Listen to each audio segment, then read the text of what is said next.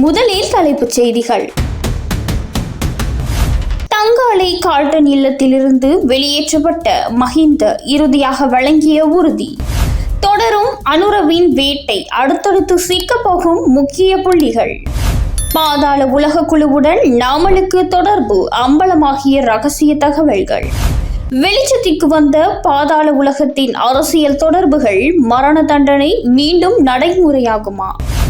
ராஜபக்சர்களை தொடரும் விசாரணை, சிக்குவாரா யோசித்த ராஜபக்ஷ? இந்தியாவில் உள்ள இலங்கை அகதிகள் மீண்டும் நாடு திரும்ப முடியுமா? அரசாங்கம் வெளியிட்ட மகிழ்ச்சி செய்தி. அனுர் அரசாங்கத்தின் பழிவாங்கல்களுக்கு உதவும் இலங்கை போலீசார், வெளியான பரபரப்பு தகவல்கள். இனி விரிவான செய்திகள். யுத்த காலத்தில் இலங்கையிலிருந்து சட்டவிரோதமான முறையில் இந்தியாவுக்கு இடம்பெயர்ந்து தற்போது ஐக்கிய நாடுகள் அகதிகளுக்கான உயர்ஸ்தானிகர் ஆலயத்தின் உதவியுடன் மீண்டும் தாயகம் திரும்ப எதிர்பார்க்கும் இலங்கையர்களை நாட்டுக்கு அழைத்து வர சிறப்பு ஏற்பாடுகளை மேற்கொள்ள அமைச்சரவை அனுமதி வழங்கியுள்ளது. பொதுமக்கள் பாதுகாப்பு மற்றும் பாராளுமன்ற விவகாரங்கள் அமைச்சரின் முன்வைக்கப்பட்ட யோசனைக்கு அமைச்சரவை அனுமதி வழங்கியுள்ளது. இதற்கமைய 2006 ஆண்டு ஆகஸ்ட் 1 முன்னர் முறையான கடவுச்சீட்டு அல்லது அங்கீகரிக்கப்பட்ட துறைமுகம் ஊடாக செல்லாமல் இந்தியாவுக்கு இடம்பெயர்ந்தவர்கள் அங்குள்ள இலங்கை தூதரகத்தின் ஊடாக தங்களது இலங்கை அடையாளத்தை உறுதிப்படுத்திக் கொள்ள வேண்டும். அதன் பின்னர் அரசு புலனாய்வு சேவையின் தடையகற்றல் அனுமதி பெறப்பட்டு குறித்த நபர்கள் கொலை, தேச துரோகம் உள்ளிட்ட பாரதூரமான குற்றங்களில்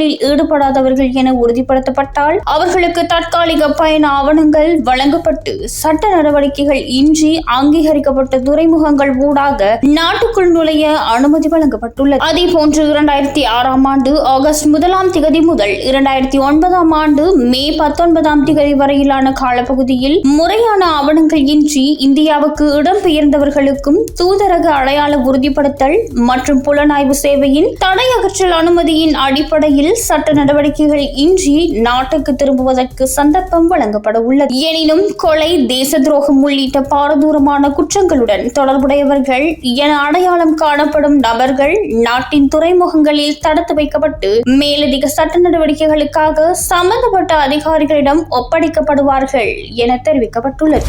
அனுர அரசாங்கத்தில் போதைப் பொருளுக்கு எதிராக எடுக்கப்பட்டு வரும் கடுமையான நடவடிக்கை காரணமாக மேலும் பல அரசியல்வாதிகள் மற்றும் உயர்மட்ட அதிகாரிகள் சிக்க உள்ளதாக தகவல்கள் வெளியாகியுள்ளது. சில தினங்களுக்கு முன்னர் மலேசியாவில் இருந்து இலங்கைக்கு அழைத்து வரப்பட்ட ரத்மலானையை சேர்ந்த சைமா உள்ளிட்ட 3 பாதாள உலக சந்தேக நபர்கள் பல உண்மைகளை அமலப்படுத்தியுள்ளனர். அவர்கள் வெளிப்படுத்தும் தகவல்களுக்கு அமைய அவர்களுடன் தொடர்பில் இருந்த மேலும் சிலரும் சிக்க உள்ளதாக தெரிவிக்கப்படுகின்றது. அவர்களுடன் தொலைபேசி தொடர்புகளை பேணிய 10 நபர்கள் குறித்த தகவல்கள் வெளிவரவுள்ளதாக சிரேஷ்ட போலீஸ் அதிகாரி ஒருவர் தெரிவித்துள்ளார். மேலும் அவர்களுக்கு குற்ற செயல்களை செய்வதற்கு ஒப்பந்தம் வழங்கிய நபர்களையும் கைது செய்வதற்கு நடவடிக்கை எடுக்கப்பட்டுள்ளதாக அவர் குறிப்பிட்டுள்ளார். அத்துடன் இந்த குழுவினருக்கு ஆயுதங்களை வழங்கியவர்களையும் எதிர்வரும் காலத்தில் கண்டறிய முடியும் என அவர் நம்பிக்கை வெளியிட்டுள்ளார்.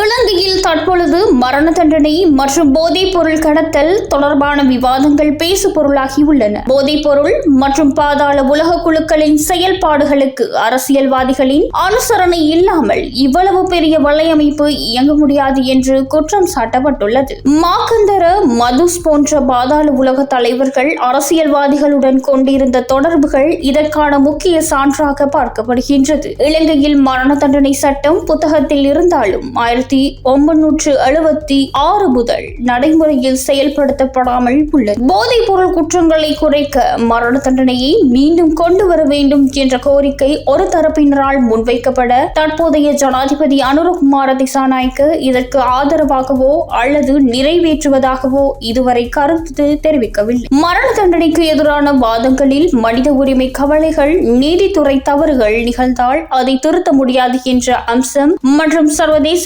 ஒப்பந்தங்கள் ஆகியவை முதன்மையாக உள்ளன. போதைப் பொருள் வலையமைப்பின் முக்கிய நபர்களை கண்டறிதல், போலீஸ் மற்றும் சிறைச்சாலைகளில் ஊழலை ஒழித்தல், விசாரணை மற்றும் நீதிமன்ற செயல்பாடுகளை விரைவுபடுத்தல் போன்ற கட்டமைப்பு ரீதியான மாற்றங்களே அவசியமானவை என்பதும் குறிப்பிடத்தக்கது.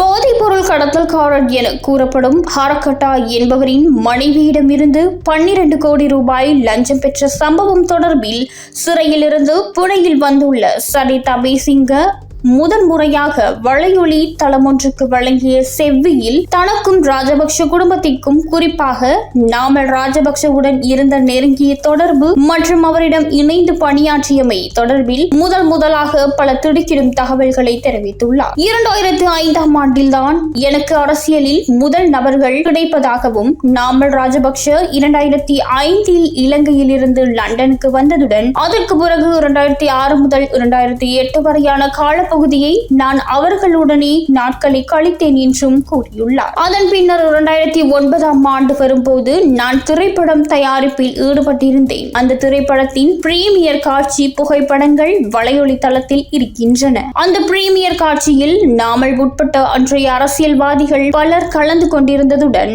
அந்த நேரத்தில் நான் இலங்கையின் கலாசார குழுவில் இருந்தேன். மஹிந்த யாப்பா அபேவர்த்தன என்னுடன் லண்டன் வந்ததாகவும் அவர் குறிப்பிட்டுள்ளார். அந்த சமயத்தில் ரன்மிதன்ன திரைப்பட கிராமம் தொடங்கப்பட்டிருந்தது. அதன் முதல் தலைவராக நான் இருந்தேன். ஆனால் 2-3 மாதங்களில் அவர்கள் என்னை அதிலிருந்து நீக்கினார். இளம் வயதான எனக்கு குறித்த பதவி பொருத்தமில்லை என்ற வாதம் வலுப்பட்ட போது மஹிந்த ராஜபக்ஷ என்னை அழைத்து, சரி, நீங்கள் குடும்பத்திற்கு தெரிந்த ஒருவர் என்றும் நீங்கள் என்னோடு கோபித்துக் கொண்டால் என்னால் அரசியல் செய்ய முடியும் என்றும் கூறினார். ஆனால் எனது பங்குதாரர்கள் கோபித்துக் கொண்டால் என்னால் இந்த நேரத்தில் அரசியல் செய்ய முடியாது என்றும் தெரிவித்தார். அதனால் நீங்கள் இதிலிருந்து விலகிக் கொள்ளுங்கள் என்று கூறினார். நான் சரி என்று கூறினேன். நாமல் ராஜபக்ஷ இன்னும் உயிரோடு தான் இருக்கின்றார், அவரிடம் கேட்கலாம். எனக்கும் நாமலுக்கும் இடையே மிக நெருக்கமான ஒரு நட்பு ரீதியான தொடர்பு மட்டுமே இருந்தது. எனக்கு அரசியல் செய்ய வேண்டும் என்ற நோக்கம் இருந்திருந்தால் அன்றே மச்சான் எனக்கு அரசியல் செய்ய வேண்டும் என்று அவர்களிடம் சொல்லியிருக்கும். 2010இல் நாமல்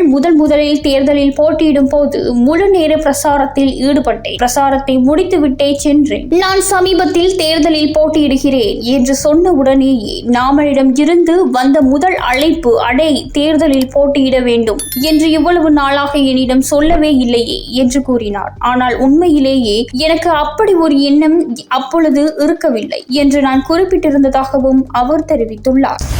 முன்னாள் ஜனாதிபதி மஹிந்த ராஜபக்ஷவுக்கு சொந்தமான கால்டன் இல்லம் கைமாற்றப்பட்டுள்ளதாக நாமல் ராஜபக்ஷ தெரிவித்துள்ளார். எனக்கு 23 வயது முடிந்து 24 வயதாகும் போது நான் பாராளுமன்றத்திற்கு வந்துவிட்டேன். அன்று முதல் இன்று வரை நேர்த்தியாக சொத்து விவரங்களை சமர்ப்பித்த பாராளுமன்ற உறுப்பினர்களில் நானும் ஒருவனாக இருக்கின்றேன். எனக்கு சொந்தமான பெரும்பான்மையான காணிகள் பெற்றோர் மற்றும் குடும்பத்தாரிடம் இருந்து கிடைத்தவை. ஏனெனில் சிலர் ராஜபக்ஷர்கள் காணிகள் எதுவும் இல்லாத ஏழைகள் என்கின்றனர். நாங்கள் ஒரு அரசியல் குடும்பத்திலிருந்து வந்த பரம்பரை என்பதால் பெற்றோரிடம் இருந்து கிடைத்த சில சொத்துக்கள் உள்ளன. அதேபோல் நான் ஒரு காலத்தில் ஒரு ஆலோசனை நிறுவனம் ஒன்றை நடத்தினேன். அதை தொடங்கிய விதம் மற்றும் அதற்கு வருமானம் ஈட்டிய விதம், வரி கணக்குகள் உட்பட அனைத்தையும் நான் ஒவ்வொரு வருடமும் சொத்து விபர பிரகடனத்தில் குறிப்பிட்டுள்ளேன். மேலும் அது குறித்து இப்போது 2 அரசாங்கங்களால் சுமார் 7 முதல் 10 வருடங்களாக, அதாவது நல்லாட்சி அரசாங்கம் மற்றும் தற்போதைய அரசாங்கம் என 2015 முதல்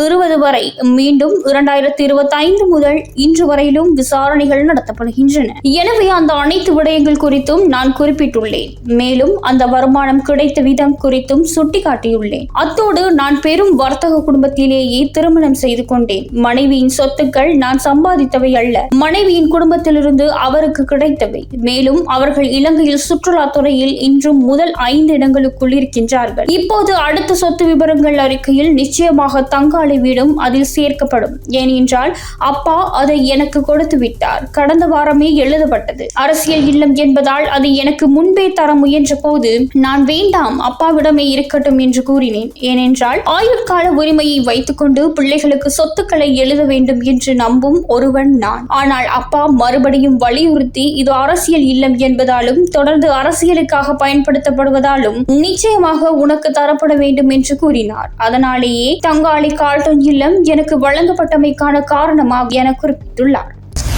முன்னாள் ஜனாதிபதி மஹிந்த ராஜபக்ஷவின் மகன் யோசித ராஜபக்ஷவிடம் குற்றப்புலனாய்வு திணைக்களம் சுமார் 2 மணி நேரம் விசாரணை நடத்தி வாக்குமூலம் பதிவு செய்துள்ளது. சட்டவிரோதமாக வாகனங்களை இறக்குமதி செய்து போலியான சட்டக இலக்கங்களை பயன்படுத்தி அவற்றை ஒன்றிணைத்து விற்பனை செய்ததாக கூறப்படும் சம்பவம் தொடர்பான விசாரணையின் ஒரு பகுதியாகவே இந்த வாக்குமூலம் பதிவு செய்யப்பட்டுள்ளதாக தெரிவிக்கப்பட்டுள்ளது. பயங்கரவாத விசாரணை பிரிவும் சுங்க திணைக்களமும் இணைந்து முன்னெடுக்கும் விரிவான விசாரணைகளை முன்னெடுத்து வருவதாக குறிப்பிடப்பட்டுள்ளது. 2020 ஆண்டு முதல் 2021 ஆண்டு வரையான காலப்பகுதியில் நாட்டுக்குள் இறக்குமதி செய்யப்பட்டதாக கூறப்படும் சொகுசு ஜீப் ஒன்று தொடர்பிலும் விசாரணைகள் முன்னெடுக்கப்பட்டுள்ளன. அரசு பகுப்பாய்வாளர் மேற்கொண்ட தடயவியல் பரிசோதனையில் குறித்த வாகனம் போலியான சட்டக இலக்கத்தை பயன்படுத்தி ஒன்றிணைக்கப்பட்டிருக்கலாம் என தெரியவந்ததாக விசாரணையாளர்கள் தெரிவித்துள்ளனர். இந்த விசாரணையில் பலர் கைது செய்யப்பட்டுள்ளதுடன்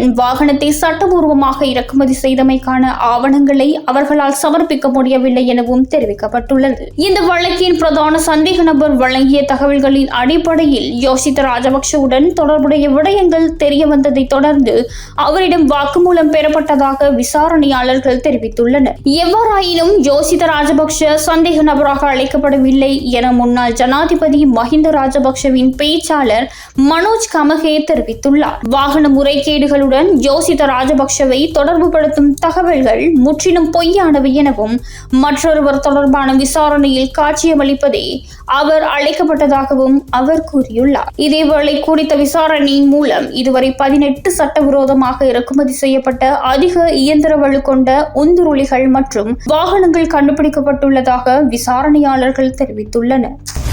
இலங்கை போலீசார் அனுர அரசாங்கத்தின் பழிவாங்கும் நடவடிக்கைகளுக்காக பயன்படுத்தப்படுகின்றனர் என்று பொதுஜன பெரமுன கட்சியின் ஊடக பேச்சாளர் சஞ்சீவ எதிரிமான் தெரிவித்துள்ளார். பொதுஜன பெரமுன அலுவலகத்தில் இடம்பெற்ற செய்தியாளர் சந்திப்பின் போதே அவர் மேற்கண்டவாறு குறிப்பிட்டுள்ளார். அரசாங்கத்திற்கு எதிரான மாற்று கருத்துக்களை கொண்ட உள்ளவர்களை அச்சுறுத்தும் செயற்பாடுகளில் ஆட்சியாளர்கள் ஈடுபடுகின்றனர். இதன் காரணமாகவே தொடர்ச்சியான கைது சம்பவங்கள் இடம்பெற்று வருகின்றன. அரசாங்கத்தின் குறைபாடுகள் மற்றும் ஜனநாயக விரோத செயற்பாடுகளை சுட்டிக்காட்டும் போது எதிர்க்கட்சி உறுப்பினர்களும் சமூக செயற்பாட்டாளர்களும் அரசாங்கத்தினால் அச்சுறுத்தலுக்கு உள்ளாக்கப்படுகின்றனர். இது முற்றிலும் தவறான ஒன்றாகும். இதற்காக நாம் அரசாங்கத்தின் சர்வாதிகார செயற்பாடுகளுக்கும் அச்சுறுத்தல்களுக்கும் ஒருபோதும் அடிபணிய போவதில்லை. அரசாங்கத்தின் முறையற்ற செயற்பாடுகளை நிச்சயம் சுட்டிக்காட்டுவோம் என அவர் குறிப்பிட்டுள்ளார்.